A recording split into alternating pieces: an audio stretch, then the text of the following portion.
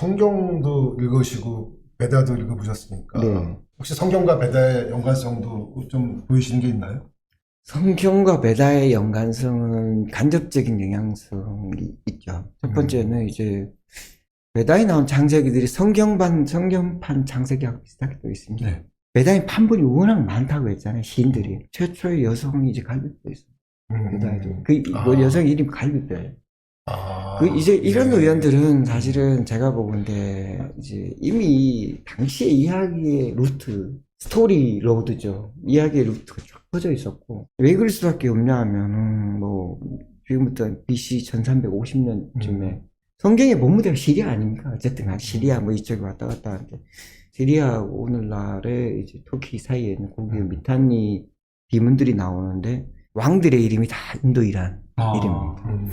거기서 나온 게 바로 이제 전차에 관한 기록이 거기 나와요. 거기서 뭐 인도 이란의 신들에게 내가 이제 잘 싸우게 해달라고 뭐 인도 이란식의 기도죠. 매개도 있었고 이 길이 다 있었습니다. 이야기가 서로 영향을 받았겠죠. 근데 베다는 좀 더 시적이기 때문에 좀 어려웠겠죠. 그런데 또 하나는 기독교의 핵심적인 이 시스템은 조로아스트교에서 나왔다고 확신합니다. 네, 그렇기 때문에 조로아스트교의 기본 원리 중에 많은 것들이 베다하고 또 겹칩니다. 모티브도 전달되지만 더 중요한 건 이제 신관이에요. 신관. 유일 신관. 그렇기 때문에 거기서는 이제 뭐 아베스타 아닌 베다 이야기도 많이 있고 근데 이것이 이제 성서로 전달되죠. 그 중앙아시아 유목민들이 쭉 내려와서 그 펀잡 지방에서는 인도 펀잡에서는 베다를 만들었고 이란 쪽으로 가서는 조로아스터를 아베스타를 만들었다. 아베스타를 만들었고 네. 또 저쪽에 터키로 가서는 히타이트 제국을 네, 히타이트인들하고 경합하던 이제 히타이트 이집트 사이잖아요. 히타이트 네. 이집트인들하고 같이 교류하던 지방에 상당히 힘이 있는 왕국을 만들었다. 당연히 뭐 전차사들이고요. 히타이트도 아리아족 아닌가요? 맞습니다. 좀 근데 히타이트라는 것이 그 현지인들하고 이주민들하고 쓴 언어가 달라요. 저 자료를 좀 찾다 보니까 제우스의 어원이랑 베다에 나온 어떤 신이랑 어원이 똑같다는 얘기도 하나 본 적이 있어요. 그러면 히타트를 거쳐서 그리스까지 영향을 줬을 수 있겠네요. 그 디아우스는 그런 개념, 현신이니까 그런 개념이 없는데 그다음에 인드란 이제 바즈라라는 이제 번개 뭐 전권입니다. 사실은 뭐 몽둥이 다르게 바뀌어지는데 어쨌든 강력한 전쟁의 신이자 기후를 지배한 신으로서 이 개념들이 그쪽으로 뭐 연결돼 있죠. 연결돼 있습니다. 제가 이제 지난 2000년간의 국가별 GDP를 쫙 봤는데 네. 중국 경제가 인도 경제보다 커지기 시작한 게 한 8, 9세기 그 전까지는 인도 경제가 훨씬 더 큰 거로 그래프에 나온 걸 본 적이 있어요. 그래서 인도가 훨씬 더 세련되고 잘 살고 멋있는 문명을 가지고 있는 나라였지 않았을까? 중국에 비해서. 그래서 그 인도를 중심으로 만들어진 어떤 철학이나 관념들이 여기저기 많이 퍼지지 않았을까? 그런 생각을 한 적이 있었습니다. 인도인만큼 생각하는데 지하질이 있는 사람도 없는 것 같아요. 첫 번째는 이 사람들이 두 번째 북쪽에 있던 문명하고 남쪽에서 이미 탄탄한 문명하고 만나면서 고도의 사변적인 체제를 만들어냅니다. 정말 가끔씩 보면 깜짝 놀랍니다. 자기들이 머릿속에서 생각할 수 있는 과학은 이미 다 했어요. 뭐 원소론, 뭐 온갖 입자, 뭐 거기다가 바람의 원리, 뭐 물론 뭐 자기들 생각대로 하지만 근데 그런 것들에 대한 뭐 천공, 이제 우주의 전체의 움직임 대단하거든요. 그럼 인도에서는 브라흐만이 등장하는 거고, 혹은 이제 불교와 이제 어떤 붓다가 등장하는 거고, 그 다음에 이제 그리스나 이슬람교에서는 신의 대리인으로서의 어떤 그 구원자들이 등장하는 게 아닌가. 그러니까 종교적인 관점을 보면은 세계관이 공유된다라는 말씀이신 거죠. 맞습니다. 여하튼 조로아스트는 이제 종교개혁가고 이 기록에 남아있는 종교개혁가고 그 조로아스트교에서 극렬하게 이제 욕하는 게 또 그 베다에 나오는 이제 주신이라고 할 수 있죠. 인드라. 전신이잖아요. 전신 뭐 싸움의 신. 네, 전신이 뭐 일단 이기고 나한테 제자 잘 지낸 애 편에 가서 일단 이기고 상대편이니까 확 뜯어가 나한테 나눠주는. 조라스트 입장에서는 전리품을 주는 게 아니라 나에게 이제 선을 권장하는.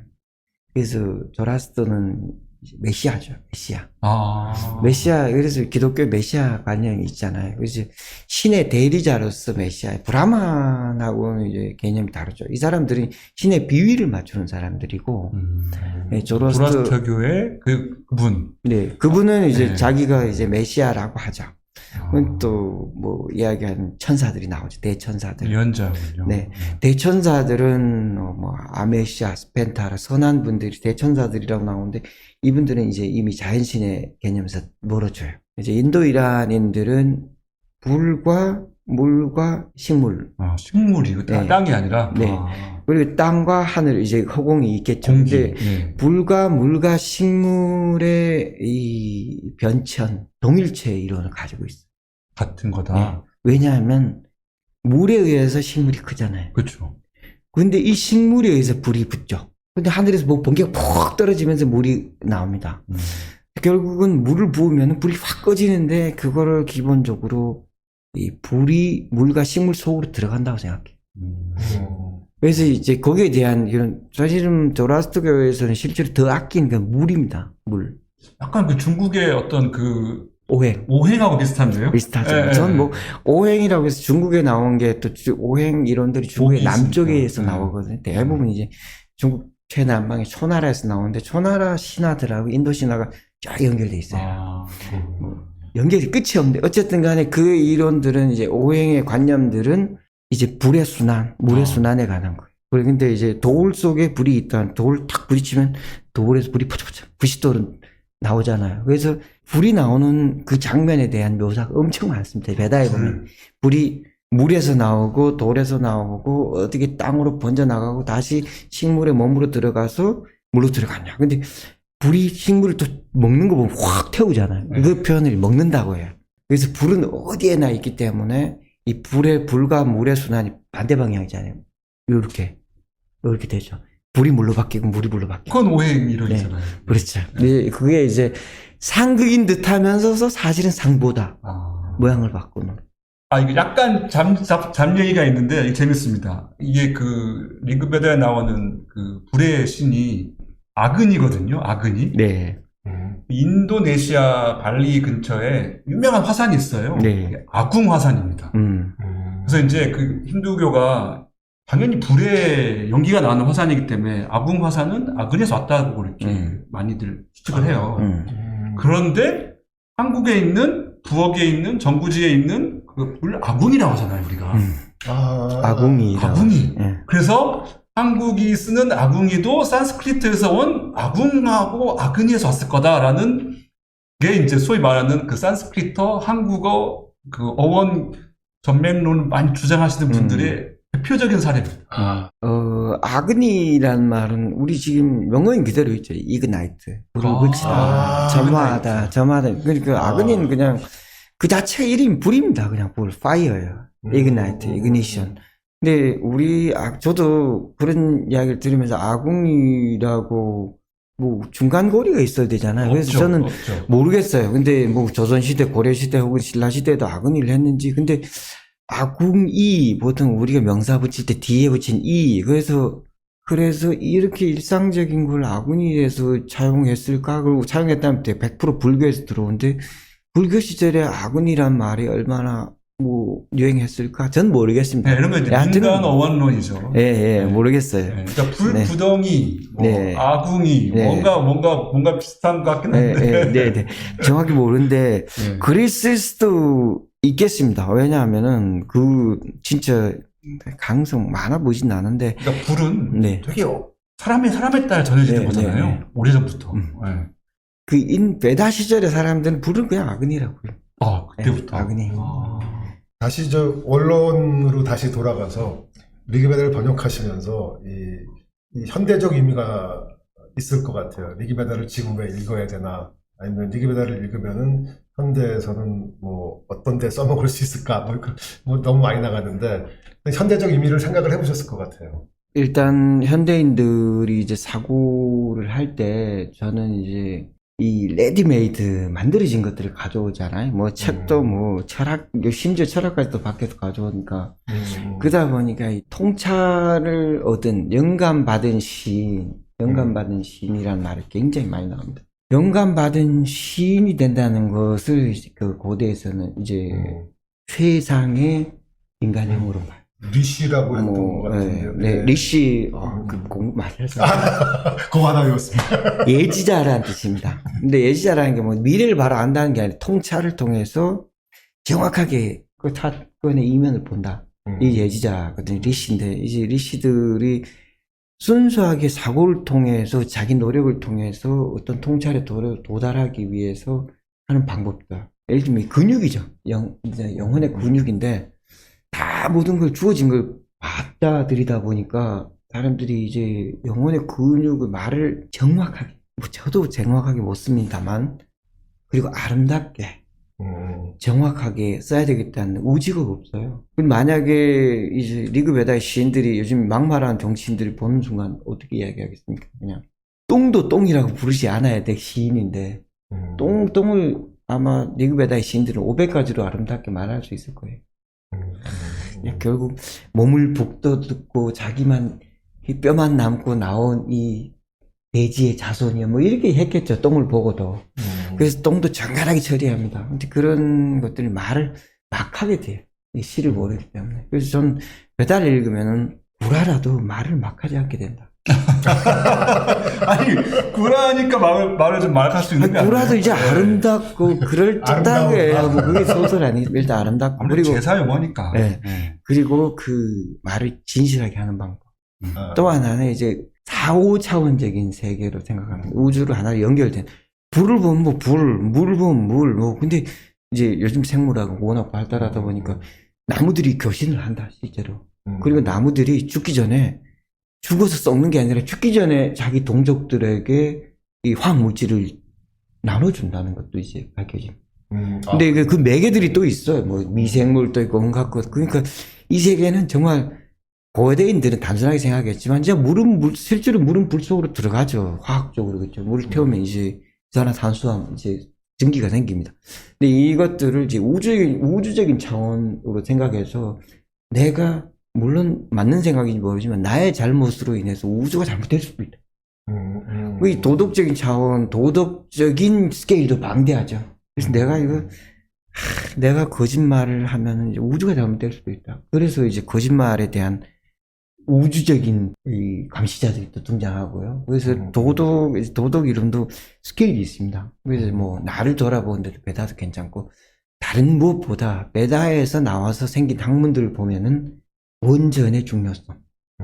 공부를 할 때 왜 이제 해설서를 보지 않고 좀 힘들어도 이거 원전 읽고 그러다 보면 얘 여기서 아이디어 얻었구나 이런 게 보이거든요.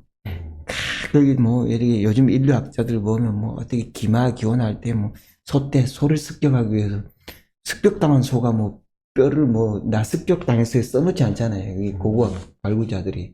근데 그 몸은 뼈다귀일 뿐이죠. 근데 배다에 보면 소떼 습격 작전이 나와요. 이 때문에 뭐 기마 연구자들은 소떼 이야기가 나오고 또 배다에 보면 또 전차의 각 부분들 전차를 움직이는 선회 방식들 이런 것들이 또 나오거든요. 그럼 전차사. 또 베다에서 또 막 그 사람들이 움직이면서 요새를 공격하는 이야기 또 나오고. 또 그리고 뭐 기도문들.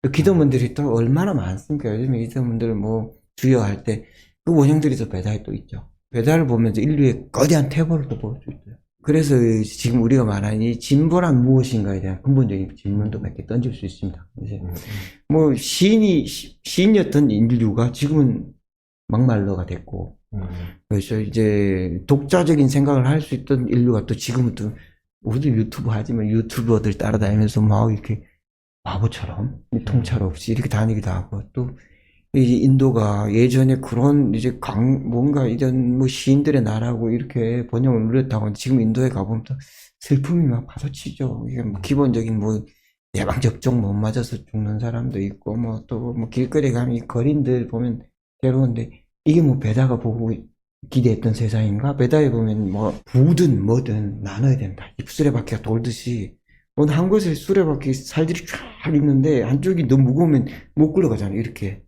근데 이것이 부드럽게 굴러가는 것이 모든 사람들이 화합해서 부드럽게 굴러가는 것이 집중 안 되고 간단하게 뭐 시를 떠나서 이제 현대시가 베다만 만하나 현대지 쓰는 사람들 보면 근데 시를 쓰는 건 내가 이제 신과 맞짱 뜨기 위해서 쓰는 게 시인데 뭐 괴발세발 쓰기도 하고 이런 거 보면 조금 이게 그 리그 배달 읽으면 인도가 더 이해가 잘 돼요? 되죠. 된다고 보세요? 인도의 슬픔과 태보와 아까 발전과 말씀하셨지만. 다 되죠. 다 돼요. 된다. 다 돼요. 인도를 어떤 이해하려면 리그베다부터 3,500년 전부터 지금까지 이어져오는 어떤 일관성들이 보이시나요? 일관성도 보이고 영어로 뭐 체리 피킹이라 그러나? 자기 좋은 거는 가져가고 나쁜 건 남한테 주고. 그렇죠. 안 먹는다. 요게 있잖아요. 근데 권력이 저는 이렇게 생각해요. 기본적으로 권력의 속성은 발바닥에 있는 애들의 숫자를 조금 느리고 이제 리그베다의 가장 마지막 만달라에 나오고 그리고 또 연대가 늦은 게 바로 푸르샤 숙타거든요. 인간을 이제 차등을 듭니다. 노예가 나오잖아요. 슈드라. 노예는 무슨 뜻이냐면 노예는 이제 희생제에 참여 못하는 인간. 근데 우리 딱 이거 보면 조선시대 생각 안 납니까? 산농, 공상에다가 종이 슈드라죠. 노예죠. 맨 처음에는 수도라도 그냥 단순히 직업에 불렸는데 점점 신분격차가 벌어졌다고 들은 것 같은데. 그랬을 겁니다. 근데 네. 카스트라는 거지. 그래 이제 바로 나라고 하는데 그랬을 겁니다. 근데 그거를 그렇게 쓰는 거죠. 인간들이. 그럼 이제 뭐 브라만들이 자기들의 권리를 더 크게 하게 자기들은 눈이요, 머리요, 태양이요 이렇게 하고 뭐 왕은 몸통이요. 발다리는 이제 뭐 생산자들이요. 그 나머지 발바닥 밑에 있는 게 노예라고 말했는데 지금 근데 노예도 있지만은 그 인류의 절반이 노예가 있잖아요. 여성이죠. 여성의 권리 일로 계속 떨어뜨린 게 인도의 역사라고 저는 봐요. 인도 북부에 들어가서 기함을 한 게 있었어요. 여자들이 남편이 죽으면 따라주고 불타주고 요즘도 많아요. 요즘도 사실은 그리고 몇십 년 전까지만 해도 문제가 됐어요. 근데 따라 안 죽더라도 그야말로 죄인 취급받는 거죠. 베다에는 그 남편이 죽으면 남편하고 누웠다가 여성이 다시 일어나. 의리였던 거죠. 근데 이제 배달을 하는 놈들이 이제 딱 누웠다 하는 걸 남편 따라 죽었다 하고 그까지만 다 읽어보면 다시 일어나는 장면이 나와요. 그걸 떼가지고 남편 죽으면 너 죽어. 정절 지켜. 배달에 뭐 정절이 있습니까? 이렇게 딱 이렇게 누웠다가 일어나서 일상으로 돌아가라고 이야기해요. 당시 사람 한 명 한 명이 얼마나 귀합니까? 근데 여자도 귀하죠. 근데 이제 여자들이 남자의 주인이라고 그런 표현들이 굉장히 많이 나와요. 그런 여성들이 그 자기결권이 있는 여자죠. 이제 이혼권도 있고 결혼도 이제 남자를 선택한다.